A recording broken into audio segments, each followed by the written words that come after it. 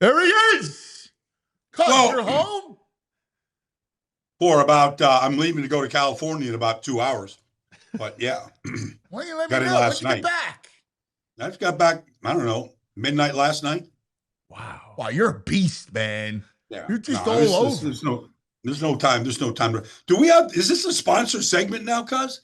We got Ford sponsoring this? Ford. This is Ford getting tough. big. Yeah. All right, man. Yeah. I'm all for it. But listen, Baldy's big hits. Big hits. I like it. Right? All right. I No, mean, that's that doesn't great, sound, right? has a good ring to it. Because, by the way, you're Ford tough. Put that 150 in my driveway, man. I'll drive that thing. You bet. And as we learned from your PSA, please don't drink and drive your Ford F-150. No, don't drink and drive. It's not necessary. We got all the ways to get transferred and to mobilize after any party. Labor Day coming up. We've got fantasy drafts, all that stuff where there's partying going on. Like, don't do anything stupid at this point.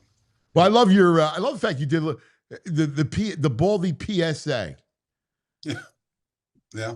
Well, I mean, people are reaching out to do different things, so I think it's I sort of comb them, make sure like it's the right presentation, the right group, and the people at NHTSA, like they have a good message for everybody. Yeah. Everybody needs to hear it. Yeah, that's good. You're right on. All right, let's get started. You're flying to LA to do preseason weekend 3 and the final weekend. This is the tough weekend, man, because you're like, all right, now I want to get through it. Let's go. Yeah, but at the same time, I was just watching like the Giants this morning. They got Elijah Chapman, a backup defense tackle, playing fullback. They got a 3rd-round pick from Purdue playing left tackle that looks really good, Marcus Bowe. You watch the Steelers, and Y.A. Black has been as good as any defensive lineman in this league in preseason. So you start like thinking about the young guys in this league, different positions, teams. And so to me, like the evaluation process never really ends. It can't really end. And so these kids are out there competing. I'm watching guys on special teams right now because that's the way they had a friend of mine's son went to Army. He was the captain at West Point for 2 years. He went to the Jets last year. I got him signed. Joe Douglas got him signed. He didn't make the team. He bulked up a little bit. Now he's in Buffalo. All right, this kid, Jimmy Charlo, he's a great kid. Big, thick, strong Italian kid, right? Jimmy Charlo. Like, he had 2 special team tackles and 3 solo tackles in the game last weekend. So you're just like, hey, could this kid make the 53-man roster? So, like, to me, like, it's still a fun weekend for me. But, yes, I'm jonesing for September 4th. I see the countdown, 13 days. Yeah. And listen, I'm with you. Like, I could still find something to watch with these games. Like, there's always something. Like, last night, I have to tell you, I'm curious. I want to go division by division and do our division notes. And we'll start with the East, obviously. I think the Giants have a chance to be a pain in the ass. Like, I think they could be no doubt decent, I'm with man. You. I said today, because everybody that drafts a kid in the 1st round, and they have these veterans there. We saw it with Carson Wentz and Sam Bradford. Like, you can tell me that no, he's Jackson Dart can play. He can fly like that. Kid, I agree. The offense doesn't move. The offense jumps, and that guy can grip it and rip it. He sees it, and Daniel Jones could never do what he's doing. Never. No, he could. Never. No, he always hesitated. You hesitate in this business at that position, you're going to get sacked. You're going to get hit. You're going to miss it. Like, he sees it. And I know it's preseason. I know I got to like bite my tongue, but man, he's athletic. Like, if they get, forget about Dart for a second. If they get just good quarterback play in New York, they could go to Washington. They could week 1. They could win that game. I agree. They could beat them. Yeah, I'm with you. And if I were them, I wouldn't even mess around. I'd start the kid. I think that kid can handle it. Listen, you're coming from Lane Kiffin's offense. You come from the SEC. He's not going to be overwhelmed. Are you kidding me? No. I would start him. I think Russ is cooked. Jameis is Mr. INT. Let them be just the veteran backups and help in the room. Start the kid, man, if I'm them. Well, here's the dilemma for Brian Dable, and a lot of teams face it. I mean, Andy Reid didn't have to do this with Donovan. He had Doug Peterson here, but here's the dilemma: Are you going? Are you end like just to say Russell plays the first 4 games and are 1-3, and they finish 8-9? Like in the back of your mind, you're like, if we would have just started the kid, Yeah. like are we going to lose games because the kid's on the sideline and not playing? That's what's in every Giant. The Giant fans are like a lot of Big East fans, NFC East fans. We know what we're looking at. Eagle fans know exactly what they see, you know, and so you watch Jackson Dart, you know you're looking at a quarterback. And Giant fans have seen enough bad quarterback play. Dave Brown, I mean, you go through the list of them. They know what good quarterbacks look like. Same thing in Dallas and some of these towns, like they know. Like the fans they know sometimes before the coaches say anything. Dude, you're spot on, man. I look at it and I think he gives you a better chance to win now. Like I don't know why they would even mess around. All right, Well, they've got weapons. They've got weapons. I mean, Malik Neighbors is a handful. Like he might be yeah. the next AJ Brown. I got Like news for you. I think they're going to have a decent run game. Oh, no question. We saw Scatterboo last night. Like he's going to be hard to tackle. Him and Tyrone Tracy, like this going to be a good 1-2. Devin Singletary, they're going to have 3 good backs that can all have a different role. Yeah, I see the same thing. All right, Cowboys and the mess that continues.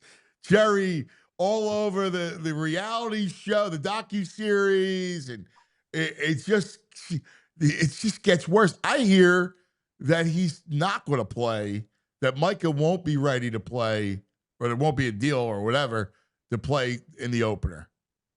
Well, if they get a deal signed, he's playing. He's not going to. Right, but I asked someone very, very close to it, and I said, "You think he'll play?" And he went, "No." So, all right. Well, that'd be a shame because like he's just fun to watch, fun to he makes their team better. Nobody gets after quarterbacks like Micah Parsons. Like he is the hungry lion. That'd be a shame. But look, I mean, we've known Dallas now for 30 years with Jerry. Like they're promoters. They love promotion. They love being the talk of the town. They love being in the news. They love that stuff. Most places, they don't want a single sound coming out of their building. They want the building to be just quiet. That's the greatest thing, honestly, about Howie is the contracts never, ever get to the public, ever. They did that deal with Jalen 2 years ago. Like nobody even knew it was coming. There wasn't like all the reporters, and they're good reporters here in Philly. I'm not knocking them. There wasn't one single reporter that had that deal getting done between Jeffrey and Jalen. Like they just don't let it happen. And they know who they're going to pay, right? Like, and Yeah, so they pay them. Like they're going, all right. They designate, and you can see it. You're going to designate Jalen Carter, Cooper DeJean, Quinyon Mitchell, right? Those guys are all going to get paid. Nolan Smith will get paid, right? But look. The one quasi guy this year was Dallas Goedert. He didn't want to leave. They didn't really want to lose him, but he wasn't high on the pecking order you just described. But they reached a consensus. He could have gone probably for more money. He's a good player, but he has missed time. But like that was the one guy. Okay, you're not going to pay Josh Sweat. He came in here with a bad knee. He got 6 years out of him. How much more do you want? Milton Williams? Okay, we got all these tags. We'll go draft Ty Robinson. Like it's they. You're right. They have a good plan, cuz. Yeah, and that's where the Cowboys, I mean, we were going to have to pay him. Like, why? Of all guys, Micah Parsons, like, just pay the dude. I just don't get it. Well, but even what he said yesterday, like, well, we got him this year on the contract, and we can franchise tag him, but there's not one player that wants to hear anything about a franchise tag. I mean, you want to talk about like this, fanning the flames. I mean, that's what he does every day. He also made a comment where he was saying, "Oh, Mike is a great player, and we want him on the field, but great players know, like we have to pay other players too to be on the field. What player wants to hear? Well, we'll pay you something, but we got to pay all these other guys too." You don't say the thing about that is, VG, the thing about that is that Micah has. They were asking him about extensions 2 years ago. And Micah's like, no, take care of Dak. Take care of CD. I'm fine. I'm good. I'm good with my contract. Well, now it's his turn. Yeah, Now it's his turn. All right. He's been like, don't worry about me. I'll be fine. Like, that's exactly what he said. Like, if I was Mulugeta, if I was his agent, I'd have all these sound bites of Micah in front of the cameras saying things like, take care of Dak. He's more important. Take care of CD. We need him. Like, he wasn't being greedy 2 years into this business. No. You see, he changed his Twitter. He took all the Cowboy references off and has TBD now. Yeah, Account. You know what's funny about that? Like, honestly, like Kyler Murray did that. That's like the player's go-to thing now when they're disgruntled. Yeah. I actually had a teammate of mine in Philadelphia. He thought the opposite of disgruntled was gruntled. So he thought, like, if you were disgruntled, you're pissed off. But if you're gruntled, that means you're like very happy. Football players, gruntled, baby.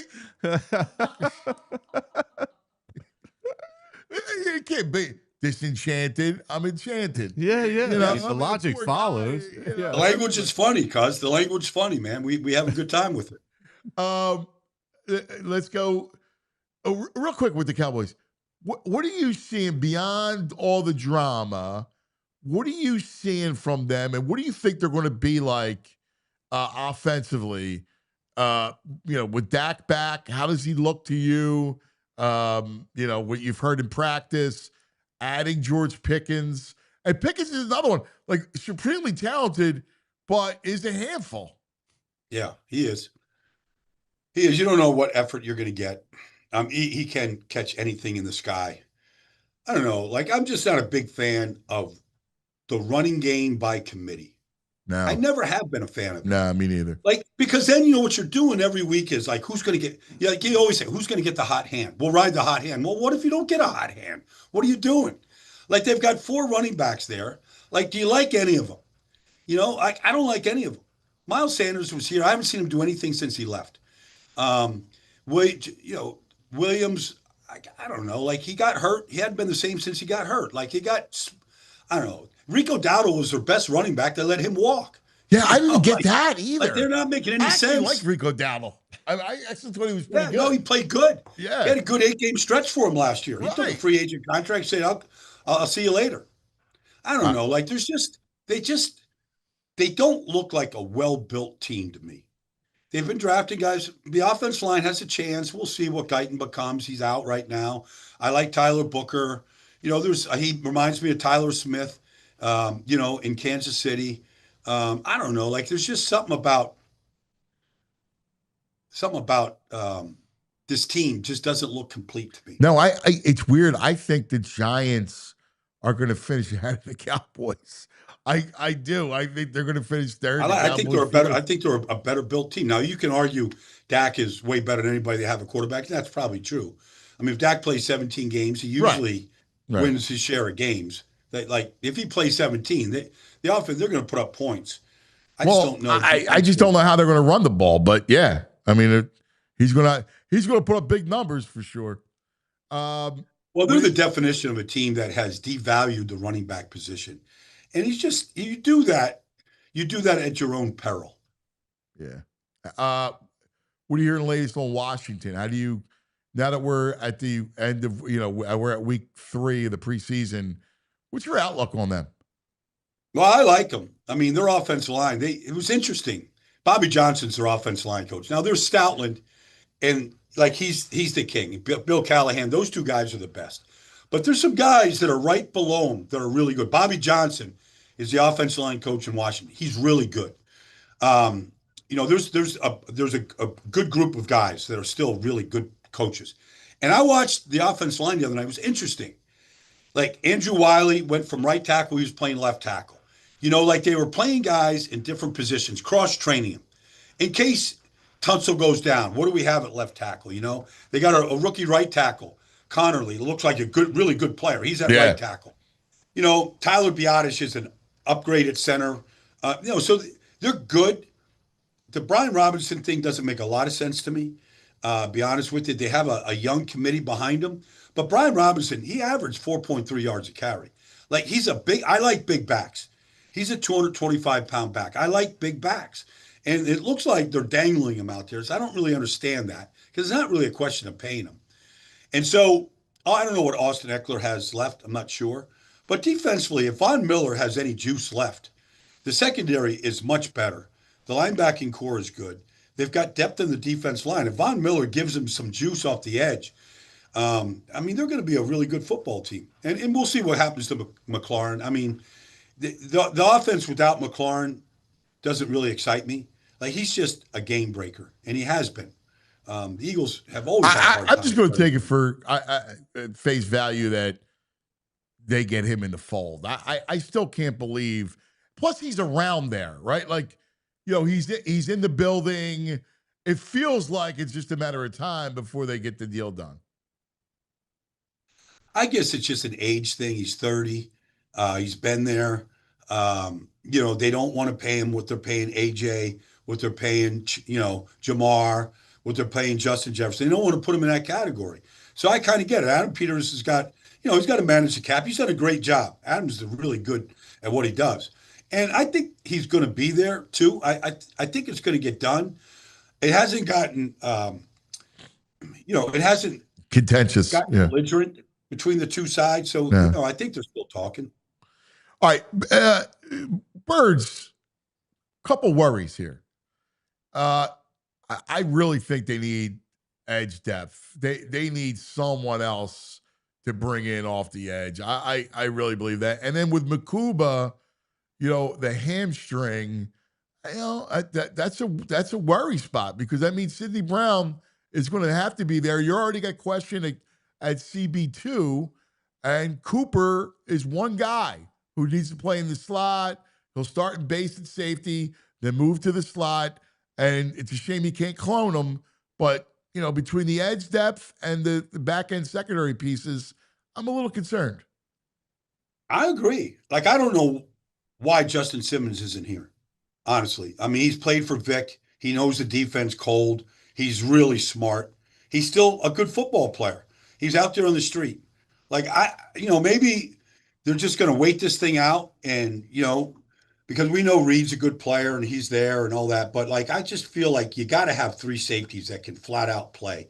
Justin Simmons upgrades, and he's a veteran. He knows how to play. He knows how to fit in. I'm a little worried about the offensive line. There's got injuries up there right now. Obviously Landon Dickerson, but, just like they've got some depth issues right now. Like, I don't know if Landon's going to go week 1. I know when he's in there, they're good. Tyler Steen is solid. The young guys, you saw Kendall playing left guard last week. He played center the week before. Miles Hitton's a guy that they love. Kendall Lamb. Like, they've got guys.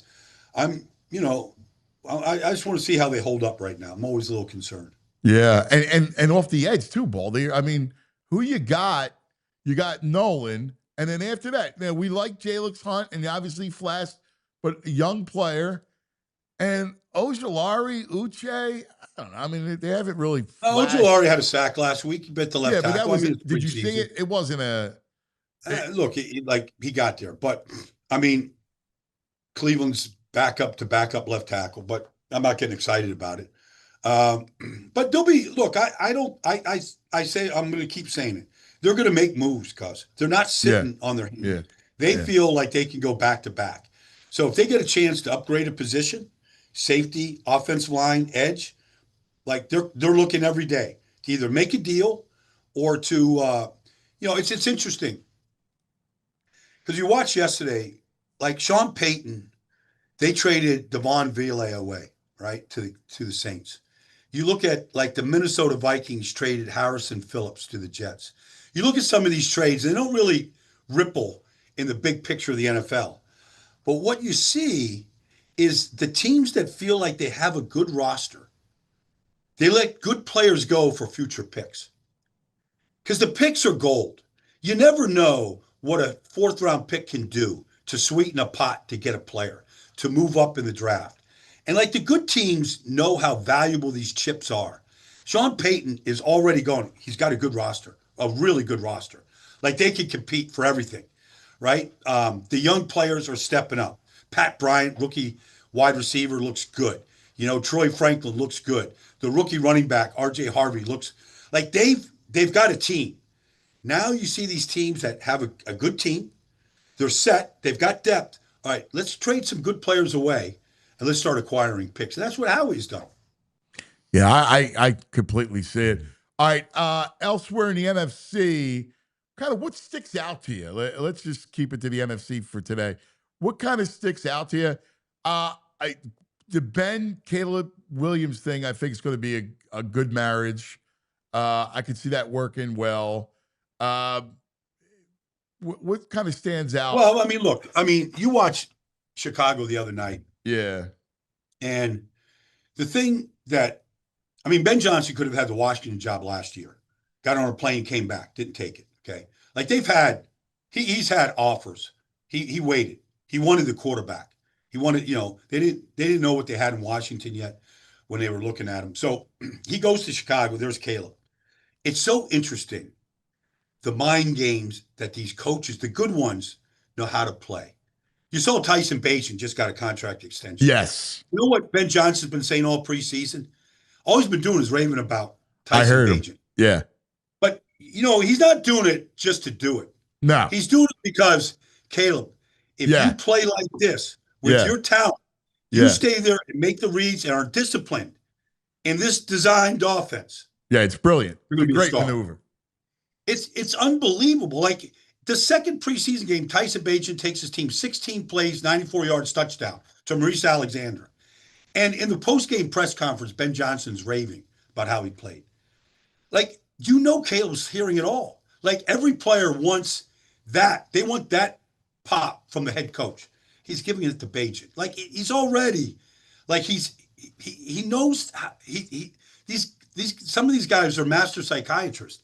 Well, and what's funny? I didn't think Ben was like that, because I had heard that Ben was pretty like unto himself and more of that, great coordinator.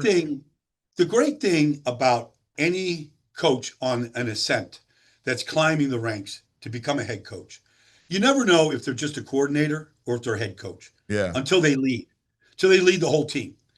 Like, I've talked to players. I was in Chicago a couple weeks ago, or last week, I guess. And, I know Montez Sweat since he came in this business. Like, he's saying, Baldy, this is the toughest camp I've ever been to. And they were just saying that. You go out there, watch practice, it was tough. Like, the drills were tough. It was a lot of contact, a lot of physical. They just traded away Braxton Jones, the starting left tackle, the last 3 years. Like, I like the toughness of these other two guys here. He's got his hands on the pulse of this team. So they're gonna be better. They're just like these two rookies they got, Luther Burden and Colston Loveland.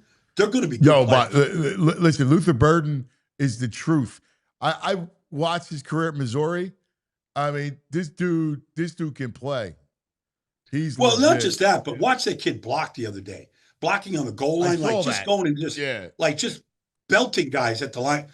So I think they're going to be better. Detroit is a loaded team. I mean, when you have Jamison Williams and Jahmyr Gibbs, you can score from anywhere on the field at any time with that kind of speed. And they did last year. They got pieces to replace, but they've got talent. Minnesota, look, the quarterback, he's going to play this weekend, which is a little bit odd, but he's going to play. But everything around the quarterback, it's good. Is built to win it all. Yeah. So if the quarterback and the coach knows how to coach, Kevin O'Connell's a great coach. I love Kevin. Yep. He's a great coach. He's got a great disposition. He really knows. He's very organized. He reminds me, actually, because to be honest with you, he reminds me of a young Andy Reid. I can say he really does. Yeah. I don't want to compare anybody to Andy. That's not fair. But like the way Andy was so organized and had a purpose behind everything that he did and had his eyes on everything, I feel like Kevin's like that. And we know LaFleur can coach. So, Minnesota opens up against Chicago on Monday night. Like some of these division games, just like the East, like these NFC North games, you got to watch them. You can't miss these games. You don't know what's going to happen. Oh, it's going to be that division is the best division, I think. I said it yesterday, cuz I believe so also. Oh wow, yeah, I'm with you. I'm completely with you. It's a big, this is week 0 in college football too. So yes. Our buddy Anthony Becht is in Dublin And Iowa Dublin, as they State, say. Dublin, cuz. Dublin. Dublin. Iowa State, Kansas State. Yeah. In the week 0 kickoff game, I talked to Anthony this morning. His son Rocco is the quarterback for the Cyclones, and they're all fired up. I love this concept of international football. I like it. I mean, I think it's fun. Well, it's not just fun; it's real. Yeah. Like I did NFL Europe for 10 years and taught my share of clinics in the rain in Germany and in Norway and Italy, throughout in Scotland. Like I went all over. We were teaching clinics. Did you coach a team in Italy? I coached a team in Bergamo, the Bergamo Lions. So I'm all over this, European American football thing. It's fantastic. I saw Anthony at the Jets Giants scrimmage a couple weeks ago or last week, I guess. So we talked a little bit about it, but I just got word that I think I'm going to be doing some college football games this year on radio, national radio. Like I'm pretty sure I'm doing Texas OU, which I know you're up here. Honestly, as a guy that lived in Texas for 8 years, the best week, I don't care what you're into. If you're into partying, golf, girl watching, football, state fairs, if you're into any of that stuff, Texas OU at the Cotton Bowl, that's ridiculous. That's an awesome game, and then you get to see Arch. But I get to see Arch. Yeah. I just want to be on the field watching Arch, just introduce myself to him. Yeah, just seeing what he can do. He's so different than his uncles, from his athletic ability. So I can't, Sark's got a great team. We'll see him, you talk about college football. I mean, they're going to be in Columbus in 2 weeks. It's going to be awesome to watch. So, or next weekend, I guess. Yeah. Next Saturday. Well, what's nuts tonight, dude, you're going to love this. I can't wait for it. On ESPN2 is St. Joe's Prep and American Heritage. All right. Oh, no kidding. Yeah. So listen to this. Wow. So American Heritage quarterback. They're in Fort Lauderdale. Is a kid named Dia Bell. Okay. Dia Bell, you remember Rajai Bell played for the Sixers? Yes. All right. That's his son. He's the number 2 quarterback in the country. He's already committed to Texas. Okay. So speaking of Sark and Texas, he's going to be in Texas next year. He's a senior quarterback, right? St. Joe's Prep has studs, right? Alex Haskell's defensive end. He's going to Penn State next year. Could have went anywhere. He's going to Penn State next year. They got a quarterback. I'm going to bring him by the office. Charlie Falk, who is going through his junior year. And of course, you get Jet Harrison, right? Another Harrison wide receiver who's a stud. That's all. That's tonight at 6:00. I feel like, look, ESPN2. I mean, I now work for ESPN, so it's great. But I feel like these high school football games now are primetime television. When you put the type of talent you're just describing, I know American Heritage. I know St. Joe's Prep. I live in Fort Lauderdale. I mean, I know all the schools there. Honestly, the players that are coming out of there are ridiculous. And the athletic ability, these kids are advanced students. If I get a chance, I got to fly to LA, but if I get a chance, I'm going to watch some of that game tonight. Yeah, you should. It's going to be great football. All right, do we have a VG question for Baldy, a life question? I don't really have a life question. I just have a question about football. I'm curious because we got this wide receiver, Darius Cooper, and all the beat guys, everyone who sees him just says he's flashing in training camp. Yeah. So you watch a ton of film. He's undrafted. Is it just that people watch the film and they don't give him credit because of who he's playing? He's playing bad competition, or why is it that this guy flashes when he's playing against other pros, but when he was at Tarleton, I don't know, he didn't catch anyone's eye? Yeah. Well, Tarleton State, a lot of people are watching. They're watching St. Joe's Prep and American Heritage before they're watching Tarleton State. So that's just that's okay. That's okay. These small college kids, when they step on the field, they've got a couple of them that play for the Denver Broncos right now. Jaleel McLaughlin is a small college kid like that can play. But, like I watched Darius Cooper. I never watched him before, VG, until that first preseason game against Cincinnati, whatever it was. And like, I know he's not A.J. Brown, but his releases reminded me of A.J. Brown. Like, the guy had suddenness. The touchdown catch was a great release. It was a stab release. Like, the guy pays attention to detail. Now, he didn't do much last week. They didn't really, they didn't play in their quarterbacks. He didn't really get targeted much. But there's something to that kid, though, that he catches the ball with his hands. He doesn't wait on the ball. He attacks the ball. I think there's just something about that kid that just sometimes you just see a couple plays and you go, oh, that kid could play. I remember one year, not to get off the subject, I remember one year, I'm like, here's what I'm going to do for getting ready for the draft. I'm going to put a player on, I'm going to put the Pittsburgh Panthers defense on the screen, and I'm just going to find a great player. And, you next thing you know, you like the players just pop. You just like sometimes you don't need to go watch a whole bunch of it. You could just see it. Yeah, it's the way they move too. Like they just move differently. I'm just like the minute I saw the kid at practice, I was like, oh man, this kid's different. And when you see production in a preseason game, there's different. You know it, Baldy. You have these preseason all pros, right? That once you've been, it's your second, it's your third preseason. You're playing a lot. You're playing against, 3s, 4s, and 5s. You're gonna show something, but they're really not like real prospects. But when you get a kid that's an undrafted rookie free agent popping in that situation, it's different. Yeah, I guess I'm just confused like how he didn't pop before this. Oh, well, no, I understand the question. It's just that, the receiver can only be as good as his quarterback. I don't know what they had at Tarleton State, who was throwing the ball.